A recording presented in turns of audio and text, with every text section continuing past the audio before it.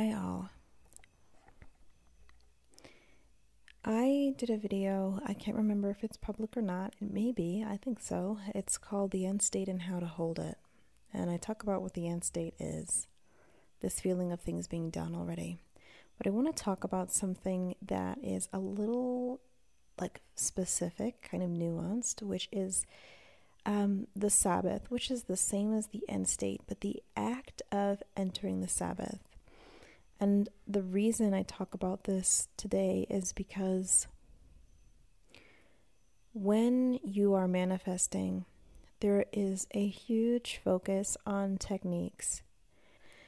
And you may have heard people say that it's not the techniques that manifest, it's your belief, it's, you're impressing your mind. So I want to talk about the process of manifesting and why it's not the techniques that manifest, but it's not even the manifesting that manifests. So Neville Goddard uses this really great metaphor about the seed. He also uses a similar metaphor about an egg.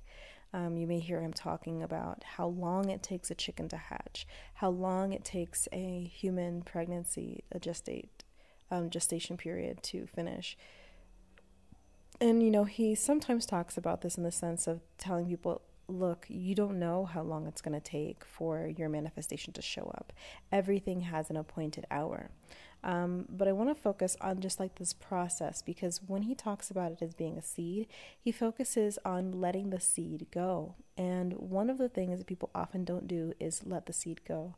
But I want to give credit to how confusing it can be when you enter the Sabbath, because I feel like maybe the process is so weird feeling that we don't realize that's the point where we're letting the seed go. And on the other hand, some people will be thinking, well, I've heard to let the seed go, but how to do that? So let's say you have your manifestation is about being given a farm. And as a metaphor, I'll say that, we're going to focus on the seed. If you have a seed that you're planting, the first thing that happens in the mind of a gardener who wants camellias. So they have this idea, oh, I want camellias to bloom in my garden. So that's the idea. That's a person going I really want a farm. I see myself farming. I don't know how I'm going to come into this farm, how I'm going to come into this land, but I'm just going to leave that up to the universe, and I'm just going to I should start manifesting for this farm. That's the intention, that's the desire, and that's the beginning of everything. But then the next phase comes, and you actually have to make room for the ability to manifest it. Because what I mean is so let's say you're opening up your reality to just receive a farm, because you've only got you've got a couple $1,000s in your bank account, and that's not going to be enough to buy a farm and do all this stuff. But you're not going to let money stop you, because that's a 3D thing. It doesn't matter what numbers your bank account shows. It has nothing to do with whether or not a farm can show up in your life, right? So before you get to the point where you start affirming for the farm, if you're thorough or whatever, may start affirming for normalizing really awesome blessings and miracles in your life. So the first thing is, instead of going, oh, I have a farm, you start going, it's totally normal for me to experience miracles every day. The most amazing outcomes and blessings come to me. I'm always highly favored. I'm so lucky. I'm so fortunate. People are always giving me things. The universe is always guiding me to the right place at the right time. Just all these wonderful things are coming to me. You start making room in your mind and your reality to receive something like just getting a farm, because otherwise, you haven't worked on any resistance. It's normal for me to experience awesome blessings. You have to do that work. And that would be like that gardener who wanted camellias in their garden, going out into their garden and going, okay, I want camellias. Where am I going to plant camellias? I think, and they have to decide where the bed is going to be. They have to maybe mark out the bed. They maybe have to amend the soil. Maybe they turn the soil. Maybe they fertilize it. They have to do things to the garden to make space for that potential, for there to even be the possibility of camellias. So then with your farm manifestation, you are totally open to the universe bringing you miraculous outcomes, and now you're going to get specific. And so you pick up a technique. I'm going to visualize, I'm going to script on what it feels like to wake up on my farm and do my farm chores and walk the land. You know, when you go to sleep, you're using states akin to sleep, and you're visualizing yourself. You know, maybe at night you visualize yourself walking around the farm and making sure everything's okay and tending to the animals. And maybe first thing in the morning, instead of getting out of bed, you visualize you waking up in your bed in your farmhouse and what everything, all the details are in your farmhouse, and going outside and checking on the animals and checking on your plants and everything, right? So that's where you start getting really specific. You're planting the experiential notion in your subconscious mind that you have a farm. You're somebody who experiences living on a farm because you have a farm.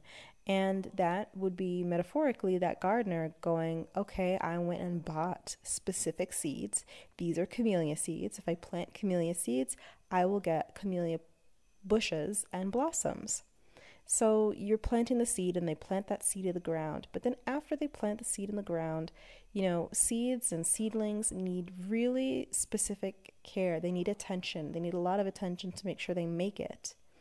So if you're tending to that seed as the manifesting person, you're now starting to make a specific discipline about your affirmations. You've got a mental diet. You're catching any negative thought loops, any self-limiting beliefs. You already rooted that out. Those are weeds, right? Like in the garden bed. But now you're going through and you're watering. You have a habit of affirming. Maybe you're listening to affirmations. You're keeping up with your affirmations, your visualizations, your scripting, whatever your techniques that you chose, you're keeping up with them, and that's you watering the seed and protecting the seed as it takes root. But what happens then? So this is what Neville is talking about. When you've planted the seed, you know, he was not as detailed as all this here, but you can see why I'm being a little bit more detailed about the process of planting a seed. Ultimately, you do have to give it over to the soil. You have to give it over to Mother Nature. You have to give it over to a consciousness over which you have no control. And you trust that, well, I've watered it enough, and it's going to take root. And if you kept fiddling with it, if you kept watering it, it would actually rot and not grow.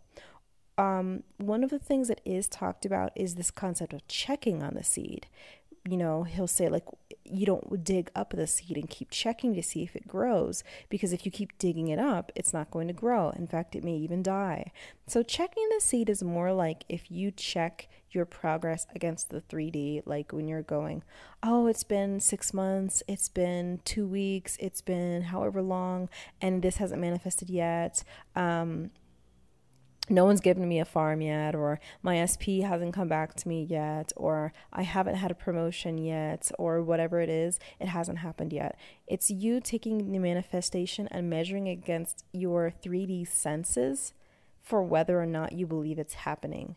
And that is going to only manifest lack, because all you're really affirming is that it's not here. But that's not what I want to talk about today. I'm saying this because that is the one way that I do more commonly hear people talk about the things that can go wrong after you've started a diligent process of manifesting, right? Like you're not persisting in the belief that it's done. And so, you don't want to dig up the seed, but you also don't want to keep overwatering it. You don't want to keep treating it like it's just a seed. Once it takes root and the seedling starts to sprout, right? Like you kind of just have to let it be. And this is where we start to get into the Sabbath. And I want to talk about entering the Sabbath and not being in the Sabbath, because I noticed that I saw a lot of people as I was practicing and studying and all this kind of stuff. One of the most common things I would see that was just pretty uniquely specific, was people asking manifestation coaches, hey, I kind of suddenly stopped caring about my manifestation. I don't feel like affirming. I don't care whether it happens or not. I don't care about my SP, whether they come back or not. I don't feel anything against them. I just like don't care. I don't care about whether or not I get this job. I feel fine. I feel happy, but they feel like 99% awesome, and then this 1% of just kind of confused, like, is it okay that I feel like this? And that is the threshold to the Sabbath that is not spoken about a lot. When you hear people say, like, oh, what does the Sabbath feel like? And everyone's going to describe it maybe slightly differently, but most people will say the Sabbath feels like, oh, you just feel really good. You feel like everything's done. You're just kind of like at peace with everything. And sure, maybe that's true. But entering the Sabbath after weeks and months of manifesting, mental diet, techniques, states akin to sleep, visualizing, scripting, and then suddenly feel like you don't want to do any of that, can feel weird. You invested so much into it and now you're just dropping it.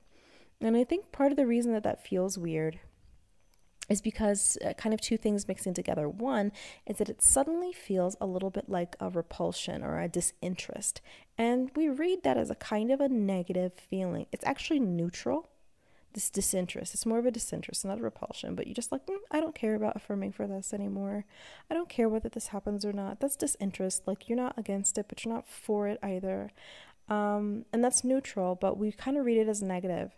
And part of the reason I think that we read it as negative is because we have spent so long hearing and operating on the fact that, oh, my thoughts, my emotions, those are the things that are going to make this manifestation come into my reality. So suddenly you don't want to do them.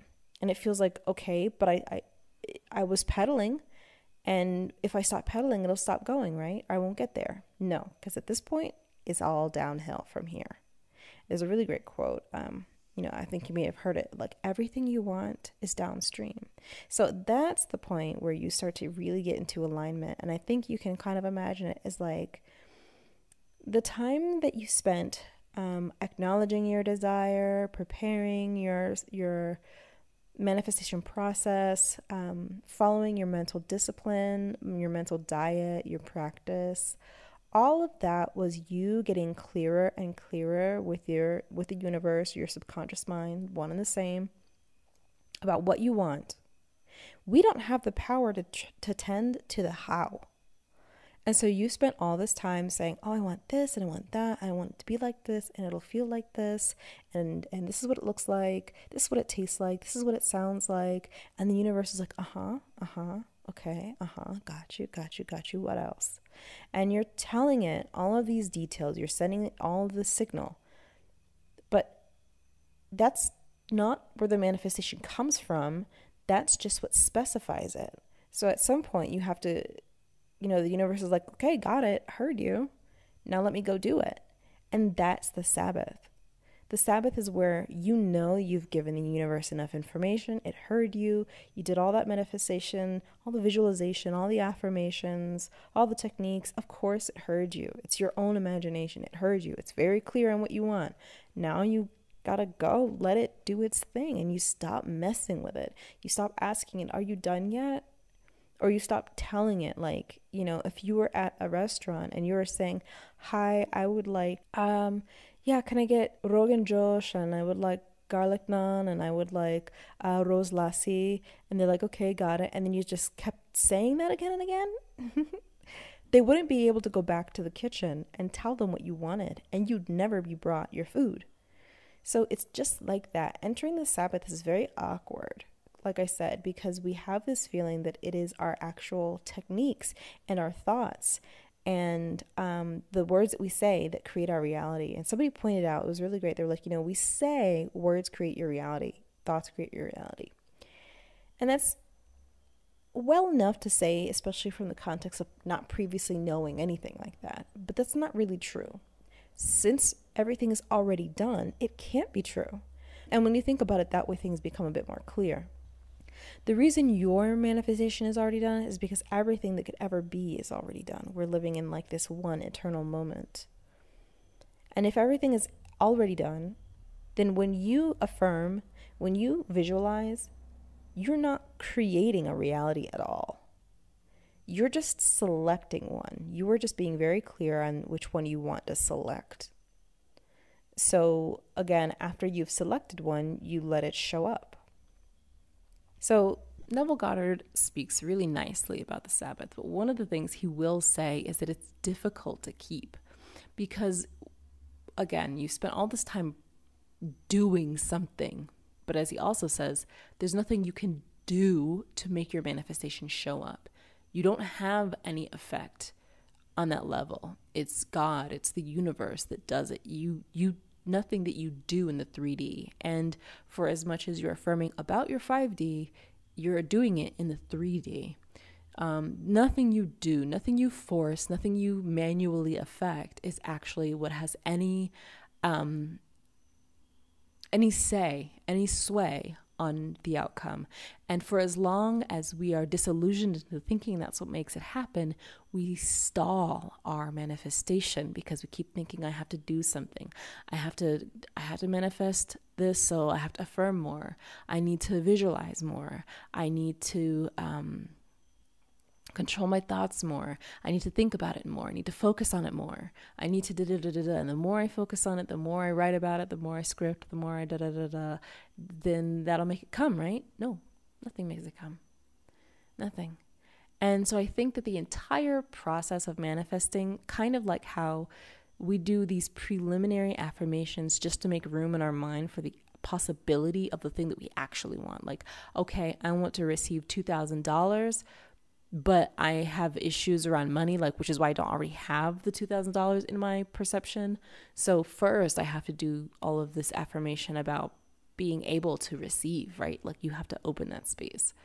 And as much as that affirmation is not the affirmation that brings the money, because it's not even the affirmation about the money, it's the affirmation about possibility.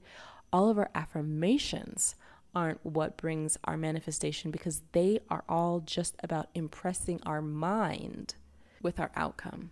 So as a process, you may initially start manifesting, with the farm, you may initially start telling yourself that it's possible to have incredible, miraculous outcomes.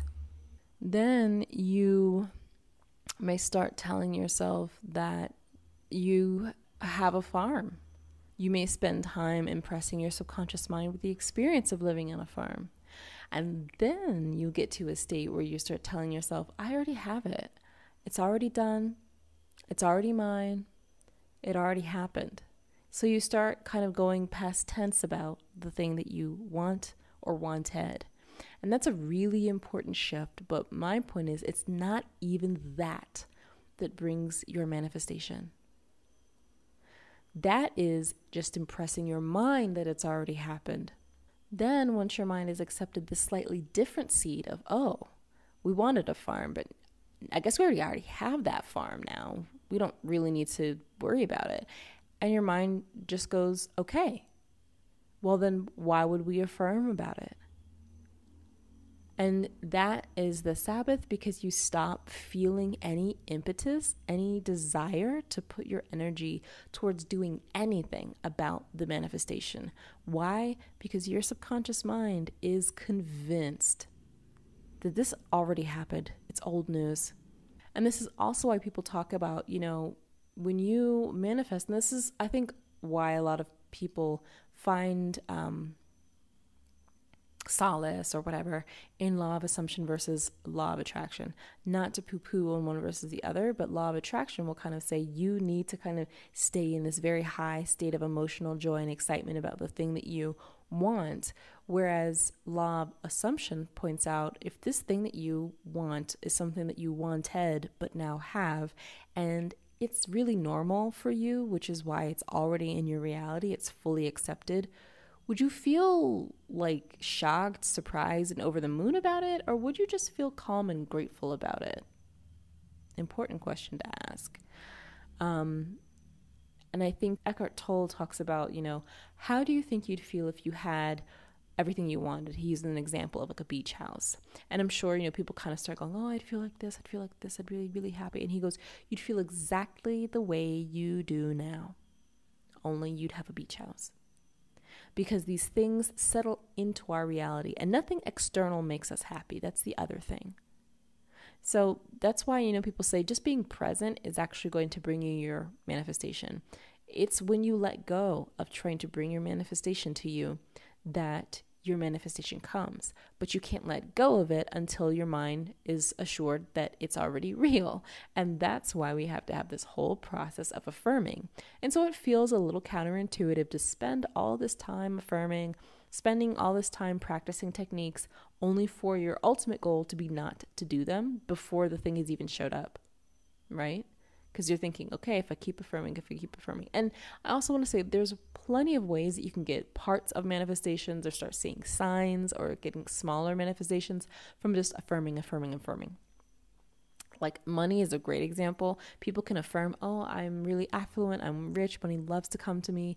And then you start seeing just lucky things happening to you. You find money on the ground, money pops up in your account, you get a refund on something you didn't think you were going to get, you win something, you just start seeing more money. So I'm not saying that you just have to stop thinking about this thing completely for them to show up. But with a lot of the more complex or quote unquote larger, there's no order of magnitude to these things in universal reality, but in our experiential reality there is. It's really when you let go of them. Especially if it's like one big thing. Like with money is like a constant in and out in our life. And so you can affirm for money and then tomorrow somebody gives you $100. Cool. And then you're going to keep affirming for money because it comes and goes, right? But with something about getting your dream job or getting married or receiving a farm or going on the vacation of your dreams, right? Like that doesn't just come and go. You're not going to keep affirming for it. Like, oh, okay, I got the vacation I wanted. I'm going to keep affirming for another one and another one and another one. You're actually going to be satisfied by the experiences. So they're a little different in that way. But yeah, so that's what I wanted to talk about. Letting go of your manifestation is actually what brings it in. Because again, we just have to practice our techniques until we can convince ourselves that it's not necessary. Not until our manifestation shows up in the 3D. Because it's already in the 5D and that's what matters. It's just that you're doing this until you are totally fine not doing it anymore. And another aspect is like, whether you have like an SP or you want to manifest being popular, you want to manifest being better looking, which is really feeling like you are perceived and treated better by the people around you. Things like that. When you do enough self-concept work, because remember, self-concept is actually the big thing. When you do a lot of the necessary self-concept work, you become who you want to be. And remember, we become who we want to be before the trappings of that person show up. You have to be that first. And when you are that person, you don't care whether the external things in the 3D have even showed up. That doesn't make any difference to who you are. You can do self-concept work about being famous or about being popular, about being desired. And before anybody has treated you differently, arrive at being that person. And you will feel like you'll just stop affirming. I don't care anymore. I'm too awesome. I don't care what anybody thinks about me. So it's not that you kept affirming until everybody was fawning over you. You kept affirming until you became that person. And once you're that person, you're like, it does not matter. Nothing that shows up in my reality or not is going to change the fact that I am it. I am incredible. I don't care what anybody says. I don't care if they look at me or not. I'm it. Right? So that's how it really works.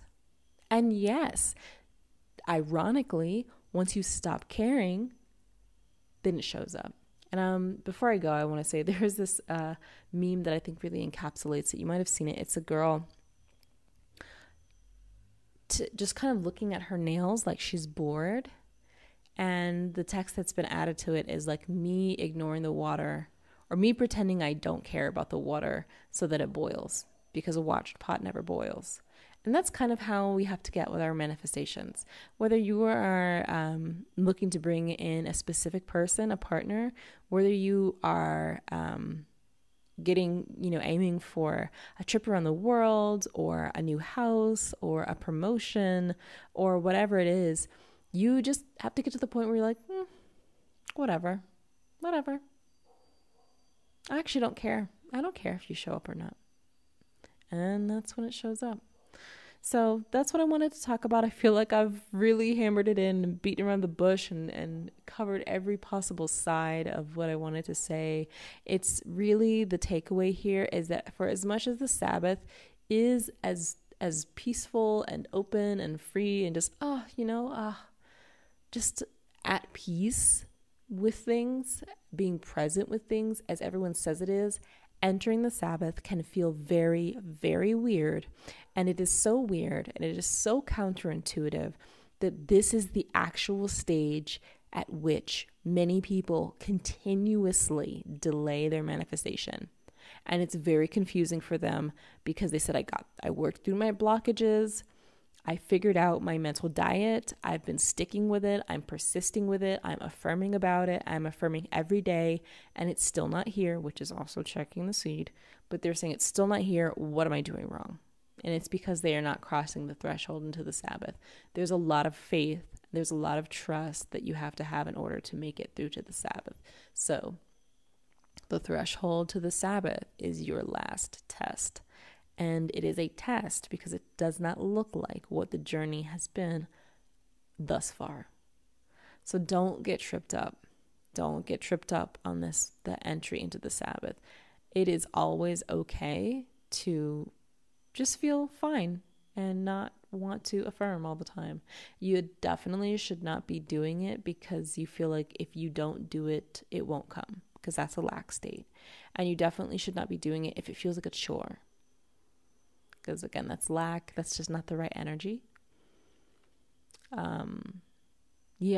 So if at any point you just stop feeling like you want to affirm, and I want to say before I go, affirming and persisting are not the same thing. So we will say persist, never give up, persist. Persisting is just the faith. Persisting is just the belief in the thing, whether you're affirming or not. So you could stop affirming, but that doesn't mean that you've stopped believing in your outcome. So when you hear people say persist, but you're feeling like, but I don't want to affirm, don't. You're totally still persisting because you don't feel like there's any need for you to affirm because your subconscious mind has totally already accepted it. It's done. So, and again, gratitude is always such a powerful way to manifest. It's like the best way to manifest. So don't need to affirm. Don't need to do states akin to sleep because you're done. You just need to be grateful. That's it. So I hope this has been a useful conversation that supports you in your journey. And if not that, then at the very least, it was relaxing. Peace.